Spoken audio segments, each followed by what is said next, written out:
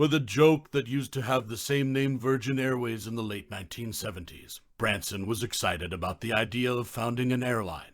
So in 1984, when an American lawyer called Randolph Fields to ask Branson if he was interested in running a transatlantic airline, he was ready for a new challenge. A manager opposed the idea. Still, Branson was adamant, arguing that if they could lease just one plane for a year, they could limit how much they could lose, and possibly pull out of the project if it failed. After 2 months of careful negotiations, Boeing finally agreed to let Branson lease a jumbo for a year. However, they lacked flight permits, time slots to squeeze in, and advertising to install a ticketing system. In order to obtain a permit, a proficiency test needs to be held with the officer at the airport. It was during that inspection that the plane, uninsured due to lack of permits, crashed into a flock of birds. As a result, one of the engines exploded and the test aborted, and Branson was in trouble again.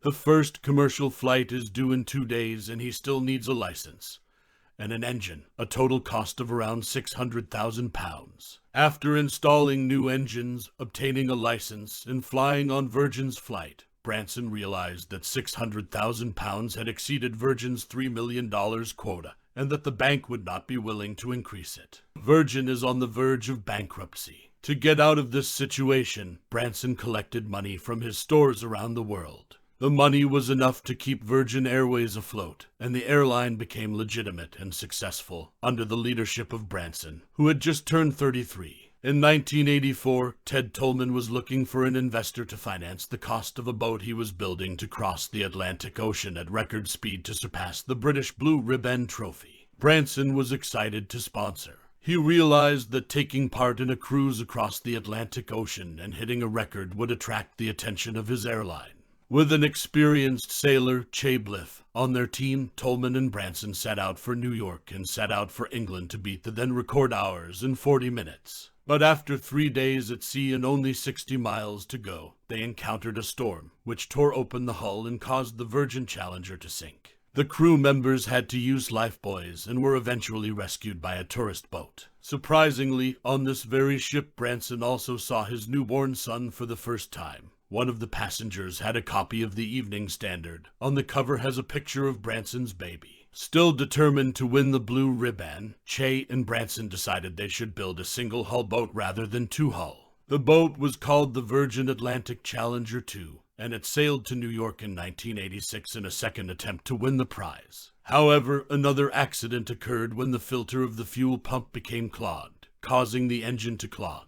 Furthermore, they need to be replaced every 2 hours. Because of this obstacle, they have no chance of reaching the UK in time to beat the current record. Cleverly, Branson went to Downing Street and spoke to the right person, and RAF Plane had been authorized to take the new filters and drop them on the boat. With those new filters, they were able to keep the engine running, finishing the trip in 3 days, 8 hours and 31 minutes, setting a new world record for a 3,000-mile journey. During the war in Kuwait, Branson brought aid to Jordan and later rescued British hostages in Baghdad. In 1990, Saddam Hussein attacked Kuwait. Saddam was a leader who left many conflicting views. Western media depicts him as a ruthless dictator, while many Arabs and other countries of the world. The Third World considers him a soldier who dared to oppose the great power of the US and the West. This event turned the world upside down and caused the price of aviation oil to double, from 75 cents to $1.50 a gallon.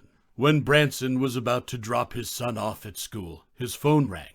It was a call from Queen Noor of Jordan, whom he had met and befriended on a previous expedition. Over 150,000 refugees flew from Iraq to Jordan without blankets or water to drink. And although the Red Cross went to distribute water, the Jordanian government still requested about 100,000 blankets to prevent a disaster. Branson and his staff managed to locate and fly to Jordan with 100,000 warm blankets. Contacting the Red Cross, foreign offices, and overseas development offices, they collected 30,000 warm blankets and a few more from UNICEF. In addition, Sainsbury agreed to donate several tons of rice. To get these supplies to Jordan, Branson and the crew decided to remove all the seats from a Boeing 747 and load it with more than 40,000 warm blankets, aid medicine, and tons of rice. On the way back to the UK, they also picked up people stranded in Jordan. But there are still a number of Britons who are still being held in Baghdad and held hostage. Branson telephoned the King of Jordan to negotiate a deal with Saddam Hussein.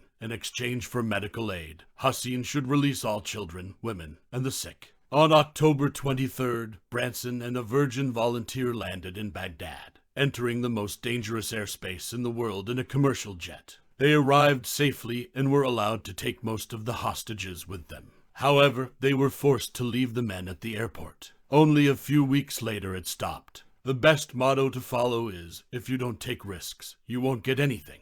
Crossing the Pacific Ocean in a hot air balloon was a fascinating challenge for Branson. He had intended to do this with Per Lindstrand in 1989, but their hot air balloon tore off shortly before taking off. In January 1990, they met in Japan for a second attempt to cross the Pacific Ocean by ballooning into the narrow 200 mph atmosphere. Their goal is to reach California in 2 days to win the world record for fastest speed, and become the first person to cross the Pacific Ocean in a hot air balloon.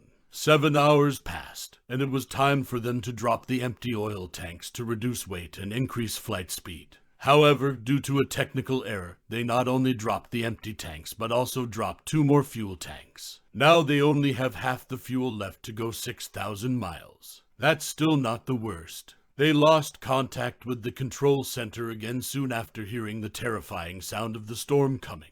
They cannot connect with the outside world. Fortunately, Branson and his friends were flying in the narrow atmosphere, and thanks to the wind they were able to travel 170 miles per hour. However, a small amount of propane leaked, causing the balloon shell to catch on fire. Quickly, Lindstrand and Branson lifted the balloon to an altitude of 40,000 feet where there was not enough oxygen, and the fire was extinguished. After the fire goes out, the radio works again, establishing communication with the control center. However, they heard another bad news. The narrow air current had turned and would blow them back to Japan if they were unable to descend to 18,000 feet, where another wind was blowing northward, heading north. After nearly 48 hours, they finally landed in Canada, 3,000 miles from their original destination, a hot air balloon flight with a greater average distance and speed than anyone has ever reached. In the 1990s, Branson was enjoying the peak of his career, but his success in aviation was not appreciated by British Airways, the traditional British transport channel. The firm began campaigns to kick him out of the industry. They even assembled a group with the sole purpose of sabotaging Branson